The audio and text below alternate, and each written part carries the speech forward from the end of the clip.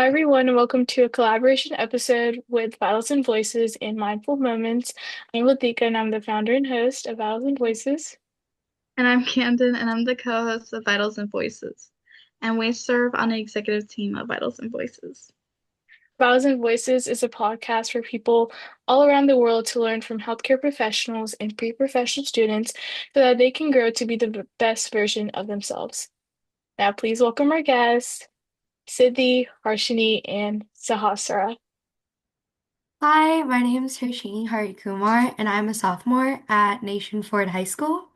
I joined HOSA because I wanted to explore the medical field and make new friends. Hi, I'm Sahasra, and I'm a junior at Nation Ford. I joined HOSA because I've always been interested in medicine and passionate about health and helping others. HOSA was a great opportunity for me to learn about my interests and improve my careers. Hi everyone, my name is Siddhi Patel. I'm a junior at Nation Ford High School.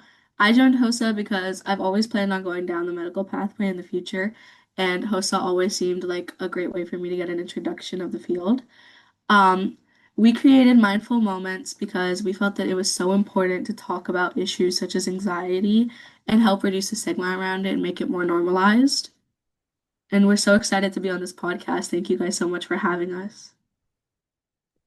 You're so incredibly welcome, and we are excited to collaborate with an amazing team competing in the mental health promotion competition for HOSA Future Health Professionals.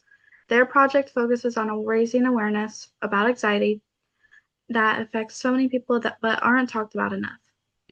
Today, we'll be discussing why this work matters, how they're making an impact in their community, and what we can all do to support mental health awareness. Now let's jump into this big conversation. First question is, can you share what inspired your team to focus on anxiety for this mental health promotion event? Nearly one-third of U.S. adolescents and adults experience an anxiety disorder at some point in their lives, with symptoms often interfering with daily activities, job performance, and relationships. The widespread nature of this issue highlights a significant need for support and awareness within the community. I really love that mission. Now, could you tell us some misconceptions about anxiety that you've personally encountered? So, a lot of people tend to think that anxiety is a weakness or that someone with anxiety will just like snap out of it. Anxiety is actually very common. It's not meant to be a weakness at all. A lot of adolescents in America are affected by it, as Harshini said earlier. And because of that, it is also a disorder that requires treatment and care just like any other medical disease. So, it's not possible for someone to just snap out of it. Yeah. That is amazing, and thank you for sharing that. How does your project aim to help people recognize the signs of anxiety early on? Our project focuses on spreading awareness and sharing information. So, like, we can educate others instead of just saying, like, oh, anxiety is this, anxiety is that. We want people to actually know what the early signs are and common symptoms they are. So, our social media page provides information about these things so people can actually like look through them. And the more outreach it gets, the more people can learn about our anxiety, which is also our goal. Definitely. Um, so have you personally seen or experienced the impact of mental health struggles in your community?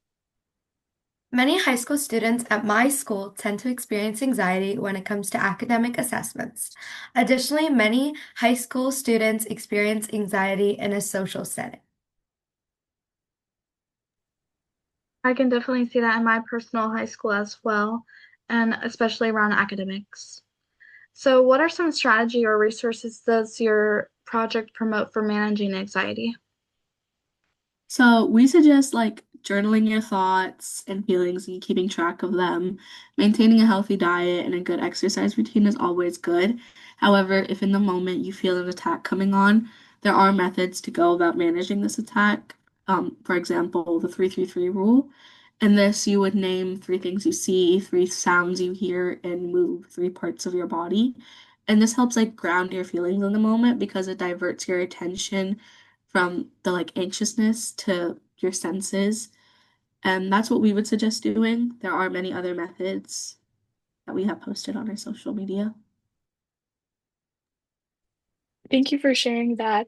I've actually like seen someone firsthand like get a panic attack or like anxiety attack, and I've seen like the person who was helping them use that method. So thank you for sharing that again. How do you engage your community to make conversations about mental health more open and less stigmatized? We try to engage our community to make conversations by creating like a safe environment to speak about mental health. So it's not as intimidating and people won't have to be, oh, scared about talking what they actually feel. And consistently talking and spreading about anxiety and being open about it helps us like normalize how mental health is important and how it's like a part of our lives and everybody can experience it. That is incredible work. And can you share a success story or positive outcome from your awareness efforts so far? We've made educational Instagram posts to reduce stigma around anxiety. Additionally, we have reached out to a doctor who has a platform on mental health and have built a meaningful connection. I love that. Um, early on today, I was able to actually look at the Instagram, and the work that you're doing is amazing. So we really appreciate it, and what you guys are trying to do for the community. It really means a lot, of Thank you. Thank you. course. So, what challenges have you faced in trying to raise awareness about mental health, and how did you try to overcome them? One of the challenges we faced was how big of an audience we can gain. Obviously, we want an audience that we could like as big as it can get, but it has proven to be a bit hard as we are a new organization. We are trying to overcome this by posting consistently and making sure that our posts are not only informative, but interesting and visually appealing. I know it can be a little hard trying to reach out there, but I believe in y'all so much, and the work that y'all are doing is so meaningful. How can students and community members get involved or support raising awareness for anxiety? Students and community members can get involved by raising awareness about mental disorders, supporting organizations that speak about it, like ours. So you guys should totally follow our page. And also donate to active fundraisers.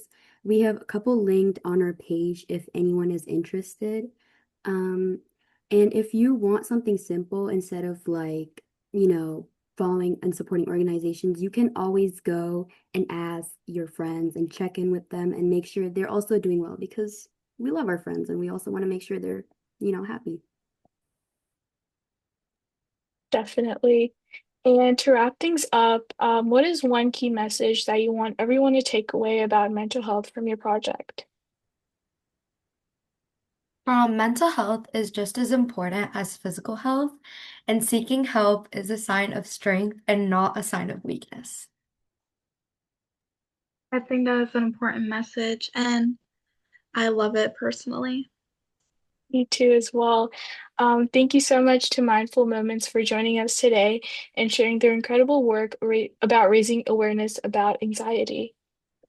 Yes, thank you so much for joining us today. And always remember mental health matters, and it is okay to ask for help or support those around you. Definitely.